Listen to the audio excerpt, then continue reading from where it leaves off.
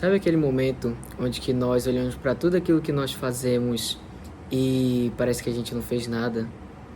Parece que a gente ainda continua sem propósito, sem direção e sem pertencimento?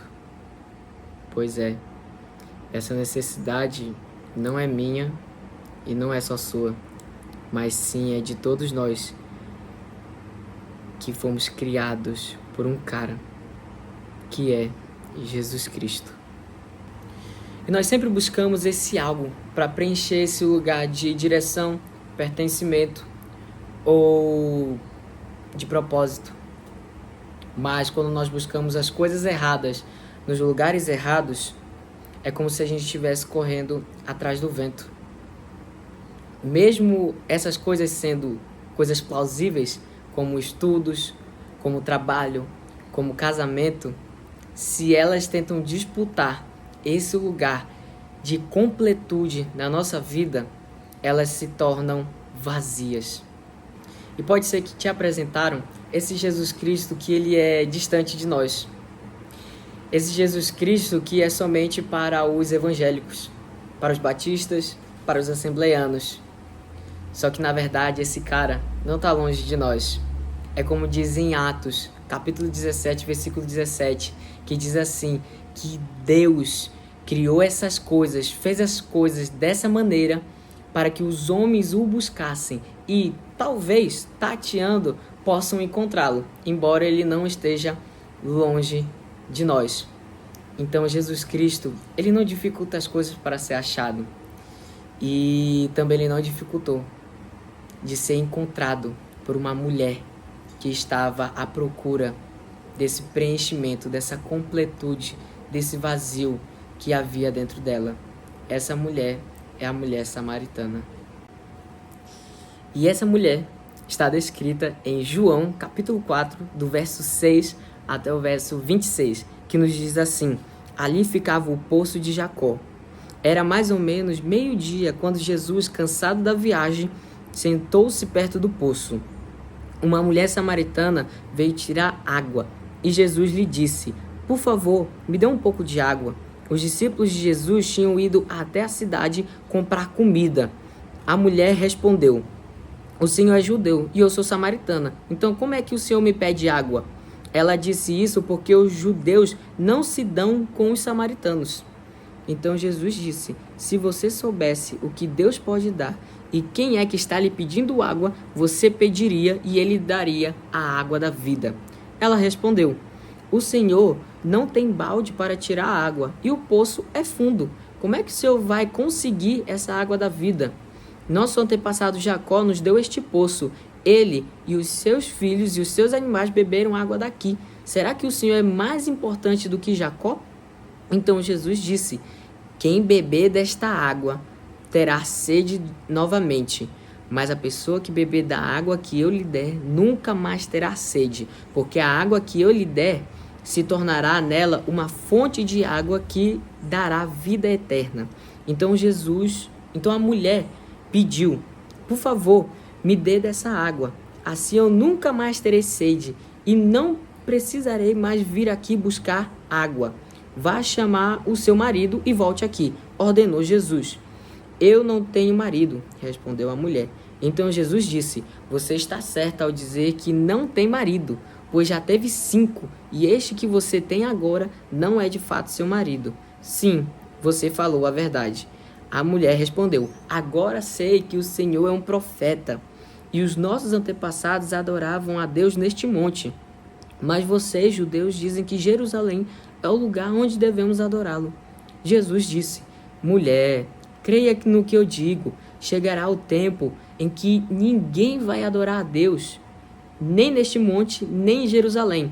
Vocês, samaritanos, não sabem o que adoram, mas nós sabemos o que adoramos, porque a salvação vem dos judeus. Mas virá o tempo, e de fato já chegou, em que os verdadeiros adoradores adorarão o Pai em espírito e em verdade, pois são esses que o Pai quer que o adorem. Deus é espírito, e por isso os que adoram devem adorá-lo em espírito e em verdade.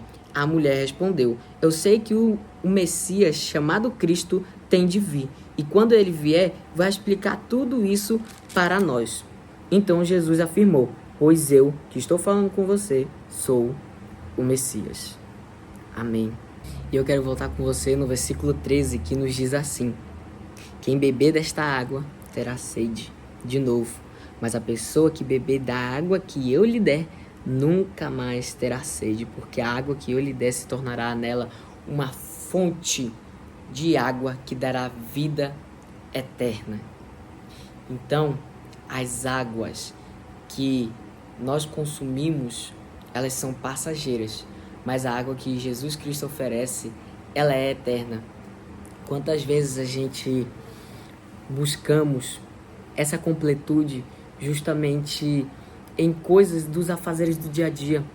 Quando a gente chega num determinado local, faz o que deve ser feito, mas no final de tudo, a gente parece que não fez nada, parece que a gente foi improdutivo, parece que a gente ainda continua sem propósito.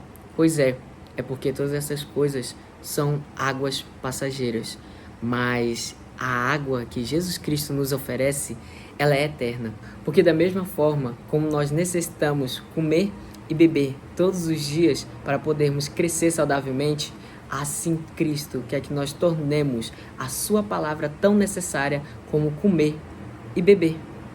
E quando a gente olha para o versículo 15, olha o que ele nos diz: então a mulher pediu: por favor, me dê dessa água, assim eu nunca mais terei sede e não precisarei mais vir aqui buscar água. A gente percebe que essa mulher, ela queria essa água não para buscar todos os dias novamente, mas sim ela queria essa água para que nunca mais precisasse de Jesus Cristo e não precisasse mais procurar Jesus. Só que na verdade a ideia de Cristo Jesus é outra. A água que ele nos oferece, nós devemos consumi-la todos os dias de nossa vida, assim como nós devemos comer e beber todos os dias para crescer saudavelmente. E a partir desse momento que Jesus Cristo, que na verdade, que aquela mulher, ela pede essa água, Jesus Cristo, ele oferece essa água para essa mulher. E começa lá no versículo 16, que nos diz assim: vá chamar o seu marido e volte aqui, ordenou Jesus. Eu não tenho marido, respondeu a mulher. Então Jesus disse: você está certa ao dizer que não tem marido, pois já teve 5, e este que você tem agora não é de fato o seu marido. Sim, você falou a verdade. A mulher respondeu: agora eu sei que o Senhor é um profeta. Então a gente percebe, a partir desse momento, que Cristo começou a oferecer daquela água, mesmo ela querendo aquela água só para justamente não mais precisar procurar Jesus, ser independente. Pois é, mas da mesma forma, com a motivação errada, Cristo ofereceu daquela água para aquela mulher. E essa água teve 3 efeitos na vida dela. O primeiro efeito que teve na vida dela é reconhecimento da sua necessidade de beber água. Então nós percebemos aqui que Cristo, ele ofereceu essa água da cura. E quando a gente olha para o versículo 15, e justamente para esse último versículo 19, nós percebemos nitidamente que essa mulher reconhecia que precisava dessa água. Então essa água, o primeiro efeito que ela vai trazer para as nossas vidas é justamente reconhecer o nosso estado, como que nós estamos, reconhecer esse vazio que há dentro do nosso coração e saber que existe solução para esse vazio, que é justamente essa água que Jesus Cristo nos oferece, uma água viva. Segundo efeito, essa água, ela nos ensina a onde devemos buscá-la. Vamos olhar lá para o versículo 21 até o versículo 24, que nos diz assim: Jesus disse: mulher, creia no que eu digo. Chegará o tempo em que ninguém vai adorar a Deus, nem neste monte, nem em Jerusalém. Vocês, samaritanos, não sabem o que adoram, mas nós sabemos o que adoramos, porque a salvação vem dos judeus. Mas virá o tempo, e de fato já chegou, onde que os verdadeiros adoradores adorarão o Pai em espírito e em verdade. Deus é espírito, e por isso Os que adoram devem adorá-lo em espírito e em verdade. Então essa água, ela nos ensina onde que nós devemos buscá-la. Como Cristo nos falou, que os verdadeiros adoradores adorarão o Pai em espírito e em verdade.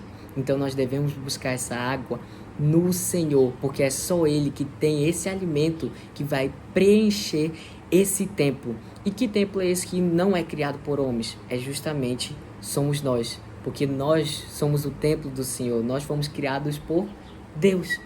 E nós somos o templo que Ele criou para ser preenchido justamente pela sua presença. Então, aonde que a gente deve buscar essa água é em Cristo Jesus. Não há em outro lugar que nós possamos buscar essa água e saciar nossa sede eternamente. Não tem outro lugar. É só Jesus Cristo. Ele que é a resposta de todo esse vazio que há dentro de você, é Jesus Cristo. E terceiro efeito que essa água causa em nós e causou naquela mulher, ela ensina a compartilhar dessa água. Olha o que o versículo 28 vai dizer. Em seguida, a mulher deixou ali o seu pote, voltou até a cidade e disse a todas as pessoas: venham ver o homem que disse tudo que eu tenho feito. Será que ele é o Messias? Então, Jesus Cristo, ele não quer que essa água fique somente em você. Ele não quer que essa água fique armazenada dentro desse templo aqui, não. É como ele falou, que aquele que beber da água dele vão fluir rios de águas vivas do seu ventre. Então, o que vai acontecer? Qual é o chamado que Cristo tem em relação a essa água para nós? Que nós devemos compartilhar essa água com todos aqueles que foram criados por Ele. Ou seja, toda criatura deve conhecer essa água. Toda criatura possui essa necessidade de completude. E essa completude vai vir do Senhor Jesus Cristo, através dessa água. Que nós possamos compartilhar essa água para todos aqueles que possuem essa necessidade. Então, a água que cura, ela cura você. E ela também vai lhe dar poder para poder curar outras pessoas através da palavra de Deus, a qual você se alimenta. É como se fosse um médico. O médico não é o médico que cura, mas é aquilo que é utilizado no tratamento que cura as pessoas. Então, quem cura não é você, mas sim é a palavra de Deus. Mas ela precisa ser apresentada, ela precisa ser mostrada. Então esse é o terceiro efeito que essa água causa em nós. Nós devemos compartilhar essa água para toda criatura que necessita dessa água. Então, a partir desse momento, aquele vazio que existia dentro de você deixará de existir, porque será ocupado pela água viva, que é a palavra do Senhor. A presença de Jesus Cristo vai preencher esse vazio. Ele que é a resposta para o vazio que você tem. Então agora nesse momento, como é que você pode começar essa busca pela pessoa de Cristo? Primeiro passo é justamente entrar em oração. Muitos conhecem a oração do Pai Nosso, mas eu quero te trazer uma perspectiva diferente em relação a isso. Porque a oração, ela não é somente a repetição do Pai Nosso, mas sim a oração, ela é uma conversa com Deus. Então, se você está em casa, ou quando você chegar em casa, reserve-se um pouco e conversa com o Senhor. Fala do seu jeito, falando tudo daquilo que você sente, tudo aquilo que tem passado pela sua vida para Jesus. Porque eu tenho certeza que Ele irá ouvir a sua oração. E segundo passo, procure a igreja que esteja mais próxima da palavra de Deus. Que não esteja mais próxima somente da sua casa, mas sim próxima da palavra de Deus. Mas se estiver próximo da sua casa, excelente. E por que é tão importante você procurar uma igreja para poder começar a buscar a pessoa de Cristo? Por conta que é justamente aquela tese de que brasa com brasa faz fogaréu. Então, Essas pessoas que vão estar nessa igreja, elas vão te ajudar a chegar mais próxima de Cristo Jesus. E eu já quero fazer um convite especial para você para esse domingo, às 18 horas, na Igreja Batista Cidade Nova, para você que mora em Marabá do Pará, que teremos o nosso culto de ação de graça. É um tempo de agradecimento, de celebração ao nosso Senhor por tudo que Ele tem feito. E também uma oportunidade de você se aproximar de Jesus Cristo e que o seu caráter seja transformado pela pessoa de Jesus Cristo. E que nós possamos ansiar por essas águas, assim como em Salmos 42, versículo 1, que nos diz assim: assim como a corça anseia pelas correntes das águas, assim a minha alma anseia por ti, ó Deus. Então, eu sou Álvaro Mateus e nós temos chamado para essa geração. Até mais.